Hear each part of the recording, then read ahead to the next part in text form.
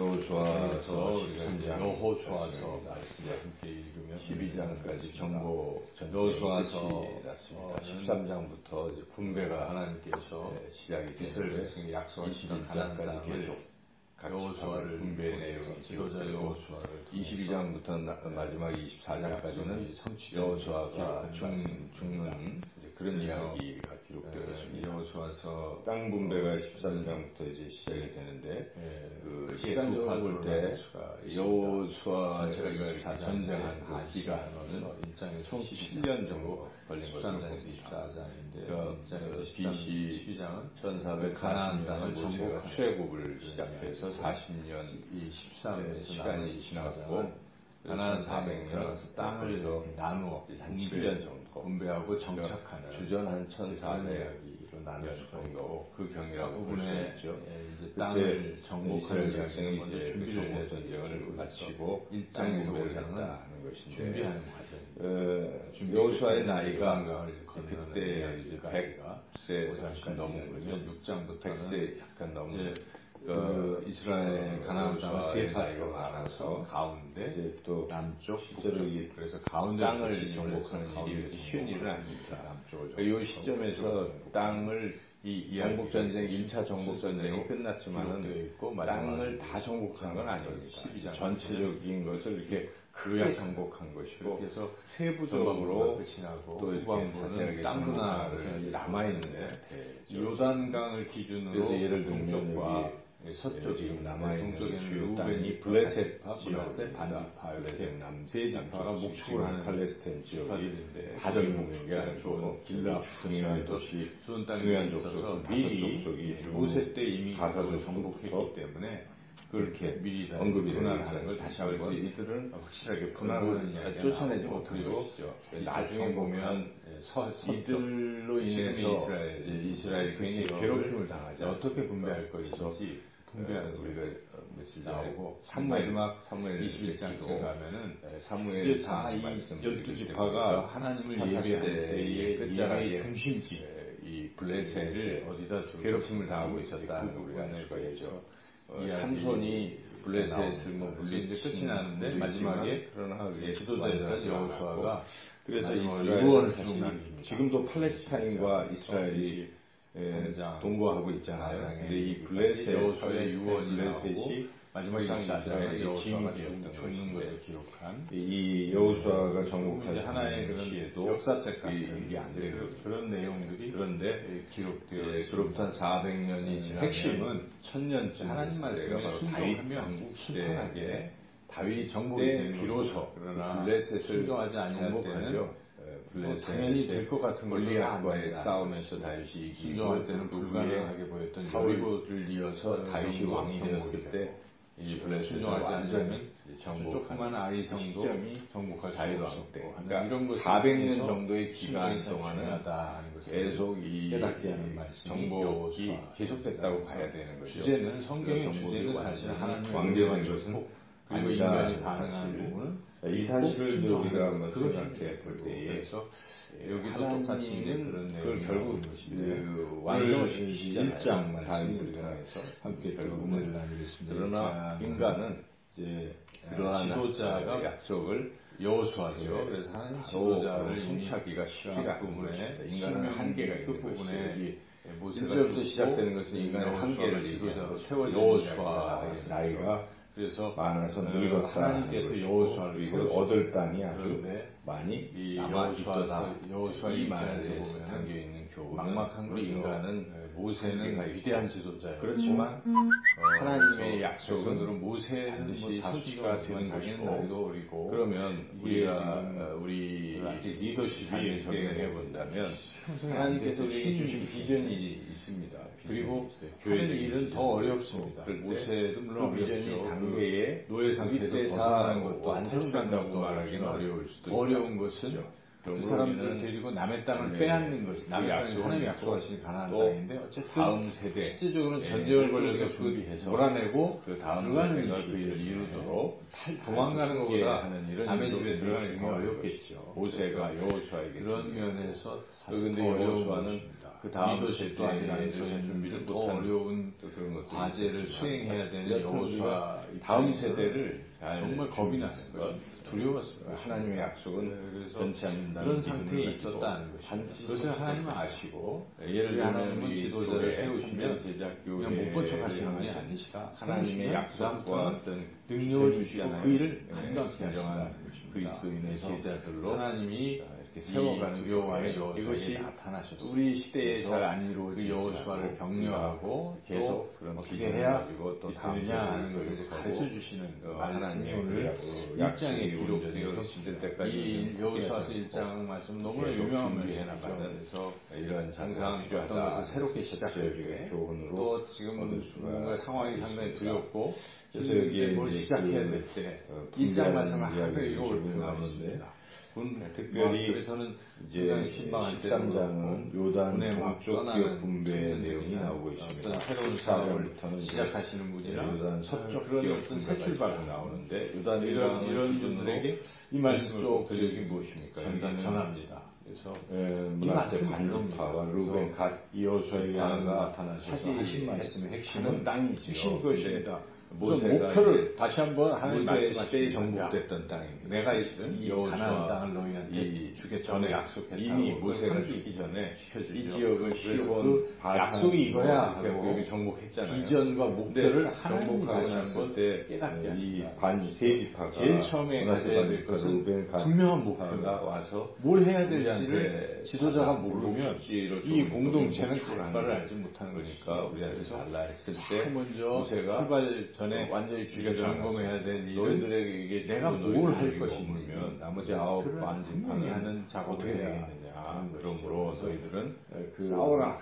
그 다음에 두 번째 하나님 세 지파가 알겠습니다 하고 내가 너와 함께 명령을 신정해서 하나님이 지금 요단 서쪽 전쟁에 참여했습니다. 세 지파가 그래서 그러나 하나님 함께 전쟁이 지금 1차 정복 전쟁이 끝났을 때 드디어 끝난 시점에서 나머지 세 지파에게 땅을 분배했다. 그렇게 약속을 기록하고 있는 것을 주시죠. 그래서 이것을 볼 때 우리가 이 공동체는 내 평생에 삶이 대적할 자가 그 지체들이 모세와 함께 누구는 어떤 혜택을 너와 함께 있을 온 노심이라 내가 너를 떠나지 아니하며 함께 울고 계시겠다는 이 하나님의 공동체성이 굉장히 중요하죠. 중요한 건 이스라엘 민족은 하나이기 때문에 목표와 비전이 분명하고 때 나 혼자서 이거 하는 건 불가능하죠. 그래서 우리가 순종해서 지금 이제 어떤 2차 정복전쟁이 끝났을 때 땅 분배할 때 이때 같이 크리스찬들은 왜 좋아할까? 동쪽도 분배를 했다 하는 이 사실을 우리가 생각해 볼게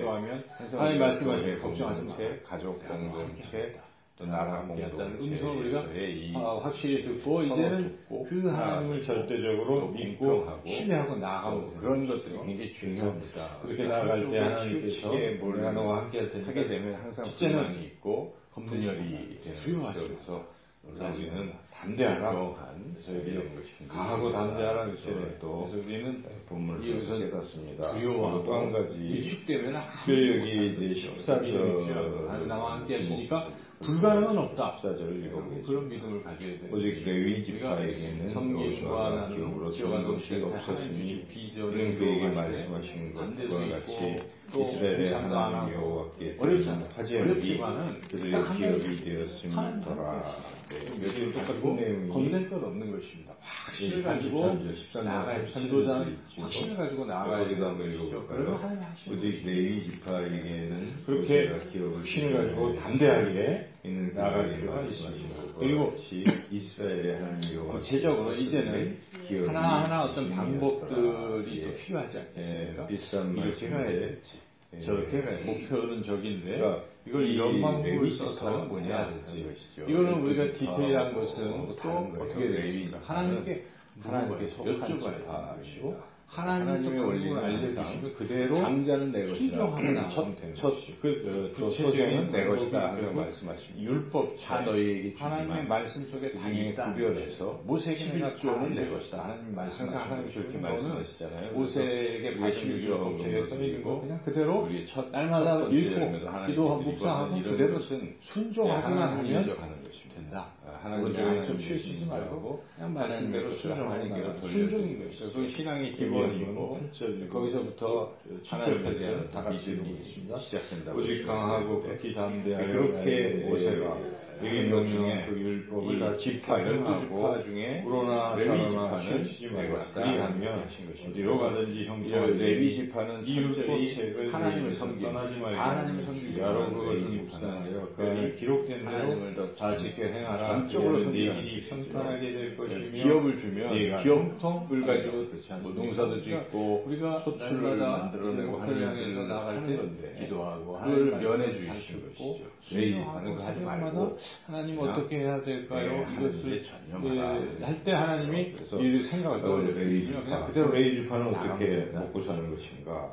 하나님께서 주신다는 것이죠. 보면 어떤 목표를 향해서 나가는 화제물이 우리의 목표는 하나님 나라가 11조 드리면 그것이 하나님 나라의 목표를 가지고 드려진 것이지만 하나님께서는 결국은 내가 하나님 나라 간다 이 목표를 잊어버리면 인생길에서 세상 속에 빠져 있고 여기서 우리가 그냥 헤매는 게 낫게 그러면 안 되죠. 그래서 오늘은 항상 내가 갈 분야는 누구인가 하나님 나라입니다. 위의 것을 전적으로 사모하고 위의 하나님 앞에 그래서 모든 상황에서 나 하나님 나라가 내 인생의 목표다라고 딱 분명히 깨닫고 그리고 그 가는 길 하나님 나라에 가는 이 철로 하나님께 가는 길에 이 과정에 의지하고 하나님 함께 하시고 다 어찌든 상황에서 하나님을 의지하고 사는 것이 믿음 모두가 다 가지고 하나님이 다 주신 하나님께서 또 주시는 구체적인 어떤 말씀 인도하시는 성경을 통해서 기도를 통해서 새벽마다 인도하시는 그냥